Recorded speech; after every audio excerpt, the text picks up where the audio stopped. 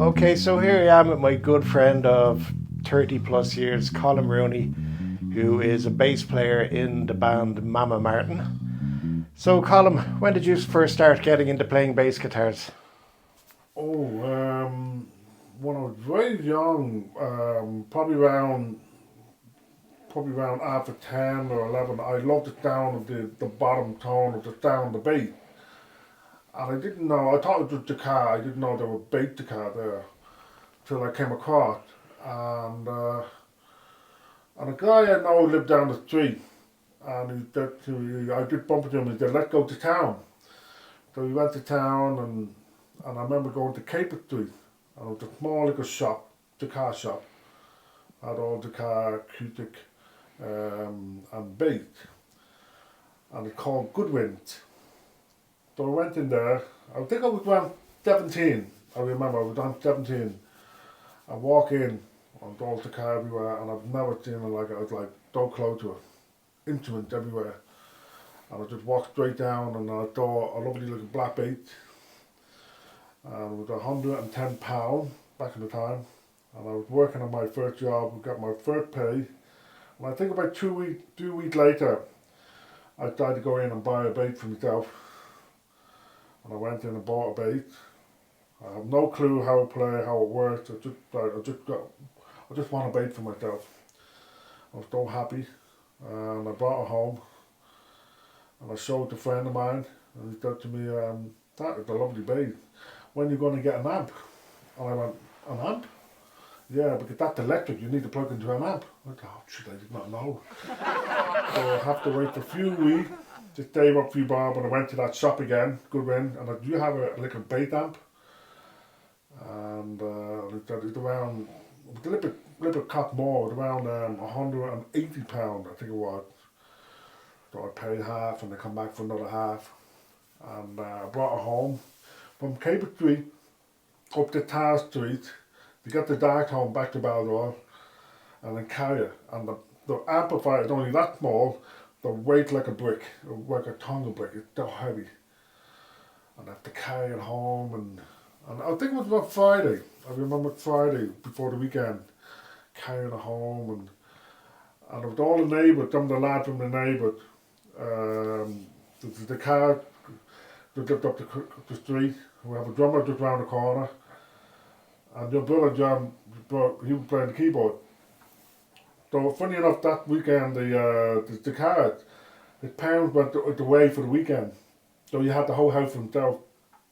So inviting all the friends up into the house, just have a jam in the house. So to clear all the furniture in the front room, move it back, put the drum kit there, keyboard, and the car, and then just me, I have my little amp and my little bass. And I have no clue, I have no idea. So the card went up, and he's tuning it up for me. I went, "Oh, you have to tune it." Yeah, keep it in tune, keep it in key. And then he EQ the bass amp. I have everything set up, and I was like, "Wow, okay, this is great." And then he showed me what fret, he showed me what fret to play, and play the three notes. And he said, just follow it. I'm going to tell you where to stop and where to go. And we started the song, and it was the first song I ever played, but first bass line I ever learned. It was called "Wild Thing" from Jimi Hendrix. Dun, dun, dun, dun, dun, dun, dun. And it was great. And then I got blisters all over my fingers because I'm not used to it. I thought I would never play again, but when it goes hard, it just starts to play more. So I started to learn more songs, and it was a great experience, great fun. But it was good to know to learn a few things, and just to learn a few songs, but I do, when I get older, I listen to a lot of music, and even like pop, rock, punk, blues, and reggae and stuff and everything, and jazz as well. I listen to a lot of my favourite bass players are mostly jazz bass players, and I just love the way they play. And yeah, I go to, every now and again, go up to John, his bedroom, and played, and we jam a lot, and just learn a few songs. And great experience.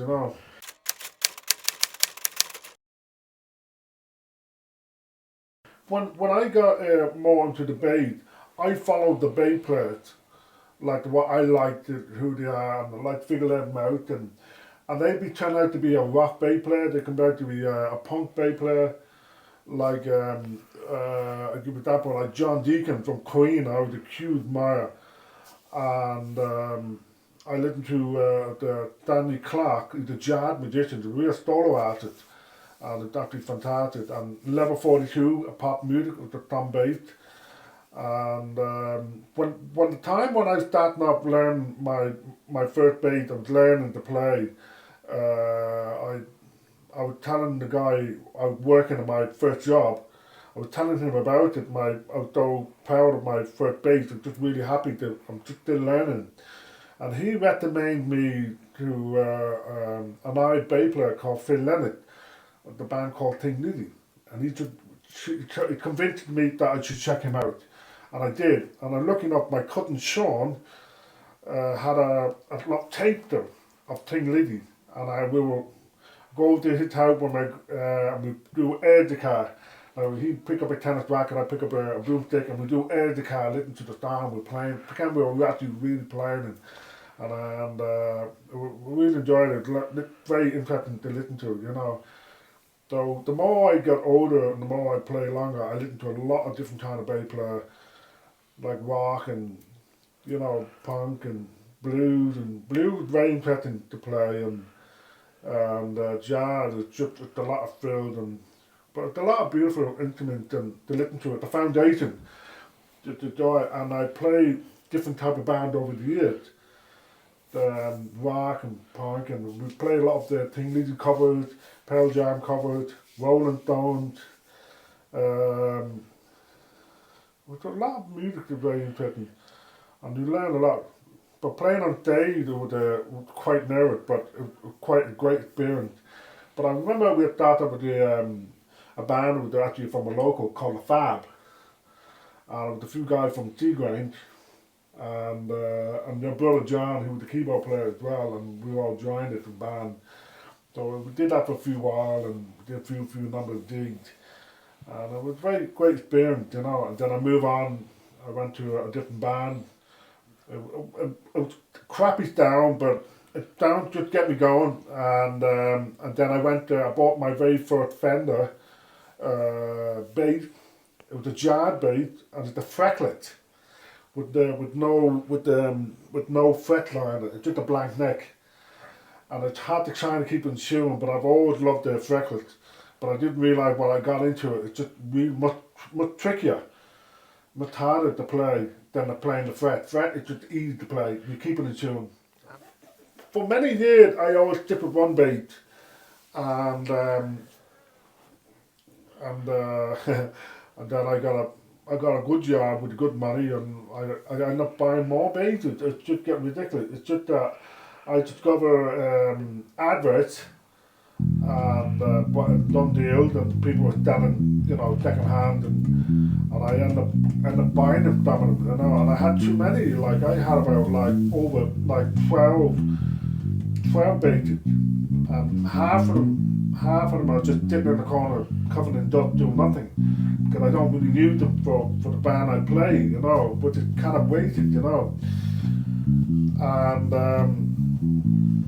I met the girl that I kind of in love with, and she's from outside of Ireland, and I was going to move over to see her, live with her. That's the plan. I'm just still young at the time, and I was just trying to sell all my basses and break it down to one, and then whatever happened, it didn't work out. I ended up I had one bass, and went back, and then I wasn't in the band for a while, and I just kept quiet, and then changed jobs, and then I get back into it, and since the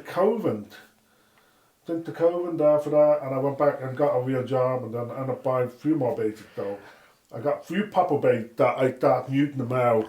They're all my favourites. I had it for this one. I bought it 3 years ago. I've always wanted one. It's a beautiful semi-acoustic bass. that acoustic, the Takamine, that over 10 years ago.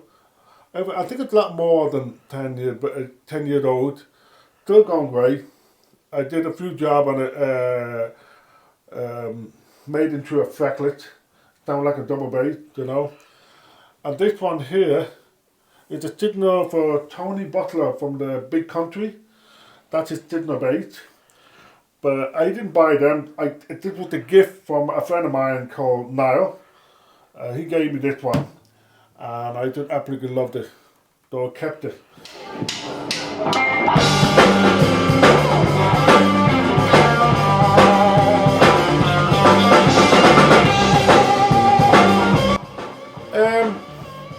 Mama Martin band did not come out. I met Andrea Martin back in 2012 when they were looking for a bass player, and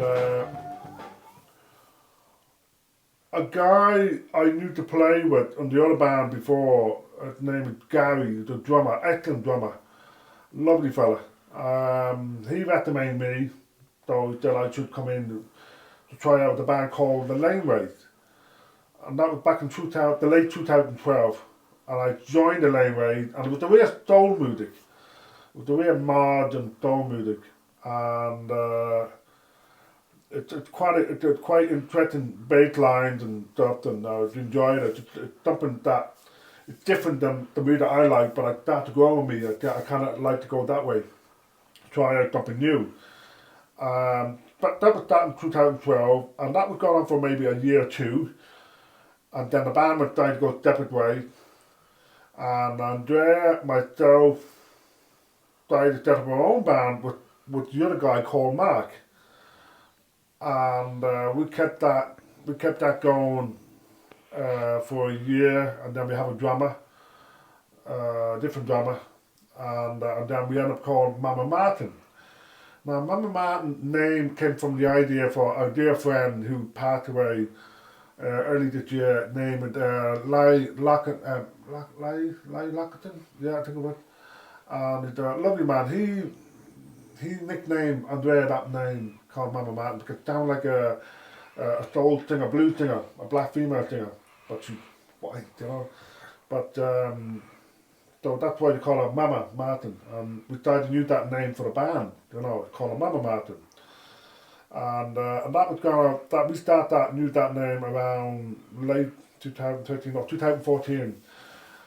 And we have different drummers over a while, different guitarists. We have a saxophone player came in, and then he left, different drummer. And Andrea and I were the only one that kept it going for over the years.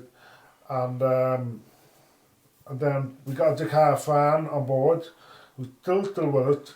And we have a young Jake, the drummer, who was only 16 when he joined the band.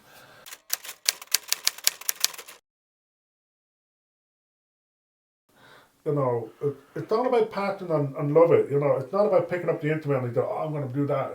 And then if you might get fed up with it, you know. But I loved it, and I loved the sound, I loved bass patterns about it, I loved the gear, I loved the bass. That's how I stick with it for over the years. My advice will for anyone, just play what you love, and just listen to everything. Listen to all time of music. Follow all of your favourite bass players. Check them out and check their band and check all their who they play for. You know, all artists and bands that they play for, and listen to all them type of it. Like a guy like an American section player, his name is Tony Levin, absolutely phenomenal bass player, and he played for Peter Gabriel, Paul Simon, the King Crimson. He played for many others as well, and Lee Schuyler, there's another fellow with a long white beard. He played for James Taylor. He played for Phil Collins. He played about 1,000 of records over the years, and he's in his 70s now, that fella, and he's still going, he's still rocking away, and wonderful bass player, and you know, it's just, you know, listen to, you know, who's your favourite, what you enjoy the most, and I have the fella who gave me this gift, he started playing the bass when he was a bit older. He didn't start when he was very young, but he loved everything about the bass. And when he stopped get patching it, and he said it's never too late, and he's still playing the bass, and he had a lovely collection of beautiful basses, and he's getting ready to get back onto. Hopefully, get back onto the cover band that he played for a while. He was not taking a break, but he's going to get back into it. So it's like, it's never too late. But find your passion, go for it. Don't give up.